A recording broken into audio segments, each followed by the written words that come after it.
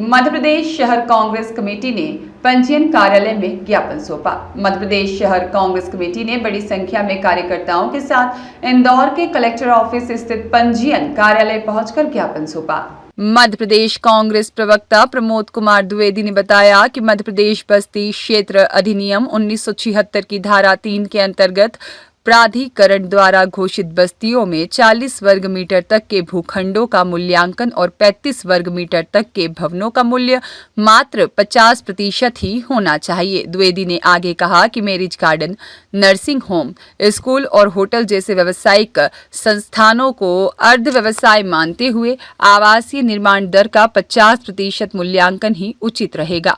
उन्होंने मध्य प्रदेश सरकार से अपील की है कि इस गाइडलाइन पर पुनः विचार किया जाए ताकि आमजन को राहत मिल सके। इस अवसर पर शहर कांग्रेस अध्यक्ष सुरजीत सिंह चड्ढा, प्रमोद कुमार द्विवेदी, देवेंद्र यादव, विवेक खंडेलवाल, गिरीश जोशी सहित बड़ी संख्या में कांग्रेस कार्यकर्ता उपस्थित थे। ज्ञापन दिया गया मूल्यांकन समिति के कुछ प्रस्ताव भी रखे हैं, आपने किस तरह के प्रस्ताव रखे? हमने ज्ञापन नहीं दिया है। आपत्ति और सुझाव मांगे गए थे कांग्रेस की तरफ से, उस पर विधिवत आपत्तियां भी उठाई गई हैं और सुझाव भी दिए गए हैं। 1976 में गंदी बस्ती निर्मूलन अधिनियम के अंतर्गत ये प्रावधान था कि 435 स्क्वायर फीट तक का कोई भी प्लाट हो, उस पर एक मंजिला मकान बना हो तो उसकी गाइडलाइन आधी हो जाएगी। यहाँ उनके पास कोई सूची नहीं है। 1994 के बाद की हमने कहा वो सूची लगाई जाए। लिफ्ट के कारण मल्टी के भाव एक समान कर देते हैं, हमने कहा उसे हटाइए। हाई राइज मल्टियां बन रही हैं आवासीय, 3 मंजिल तक ही आप छूट दे रहे हैं तो बाकी की मंजिल को 3 मंजिल के बराबर भाव दे रहे हैं। इन्वेस्टर मीट आप कर रहे हैं, इन्वेस्टर मीट में आप उद्योग धंधे को आकर्षित करने के लिए नई नीतियां बता रहे हैं। 118 प्रकार के उद्योग, जिसमें सैनिटरी, टिम्बर मार्केट, एल्युमिनियम, लोहा, ये सारे उद्योग चलते हैं। ये संपत्ति का बाजार चलेगा तो ये 118 उद्योग धंधे चलेंगे। इंदौर में आपने देखा होगा कि लाखों मजदूर भवन निर्माण में जुड़े हुए हैं। ये धंधे को उठाने की आवश्यकता है। गाइडलाइन बढ़ा करके आप राजस्व कैसे प्राप्त कर पाएंगे? हमने 2019 में मध्य प्रदेश में जब कमलनाथ जी की सरकार थी 20% गाइडलाइन कम कर दी और बहुत जगह स्टाम्प ड्यूटी कम कर दी। फलस्वरूप क्या हुआ? कोरोना समय में भी 200 करोड़ से अधिक का राजस्व अधिक मिला और लॉकडाउन भी लगा था। उसके बाद महिलाओं की रजिस्ट्रियों में एक नीति बना दी गई कि आप अकेले रजिस्ट्री कराओगे तो 2% की छूट है। हमारे समय यह नीति बनी थी कि दोनों अगर संयुक्त रूप से कर रहे हैं तो महिला के हिस्से पर छूट दो। हमारे समय एक नीति बनी थी कि सहस्वामित्व का दस्तावेज, जिसमें आप एक पिता 1100 रुपए पर, माँ 1100 रुपए में, पति 1100 रुपए में अपनी परिवार की बेटी पत्नी को सहस्वामी बना सकता था। अभी सिंगल पे कर दिया नहीं, उसको स्पष्ट नहीं कर रहे हैं आप। ऐसे क्लियर नहीं हो पा रहा, क्लियर नहीं कर रहे हैं। उद्योग धंधे में 40% की छूट का प्रावधान था, आपने उसको खत्म कर दिया। एक तरफ इन्वेस्टर मीट कर रहा है, दूसरी तरफ छूट खत्म कर रहे हैं।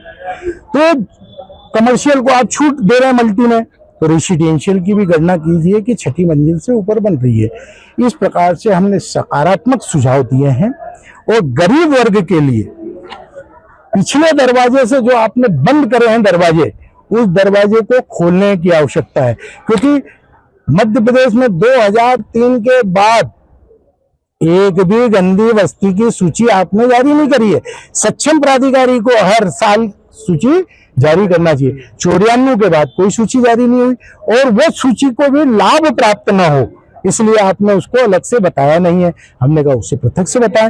ये नहीं बताएंगे तो 10 दिन बाद हम उसकी सूची विधिवत आप लोगों के बीच में डालेंगे। अभी आपने जिला पंचायत को दिया है सुझाव, और ये तो क्या आगे उन्होंने आश्वासन दिया? सुझाव है, आपत्ति है, वो आश्वासन थोड़ी देंगे, ऊपर तक विचार पे जाएगा।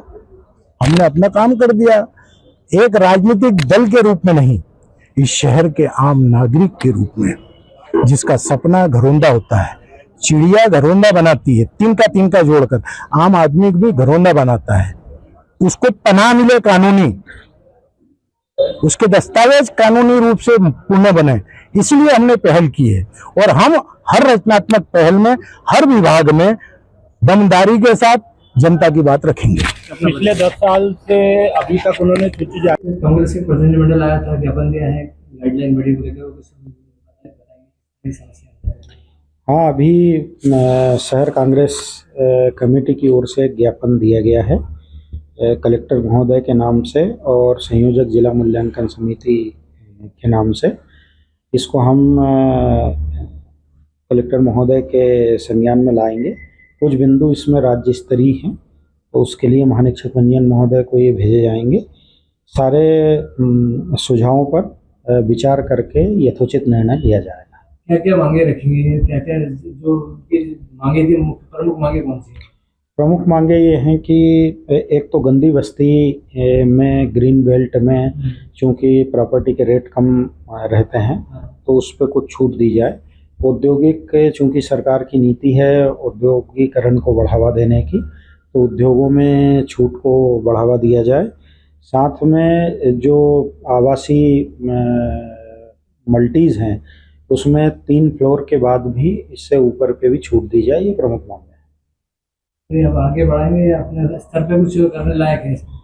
इसमें सारे सुझाव राज्य स्तरीय हैं, कुछ जिला मूल्यांकन समिति के स्तर के हैं, तो वो हम कलेक्टर महोदय के समक्ष और जिला मूल्यांकन समिति के समक्ष रखेंगे।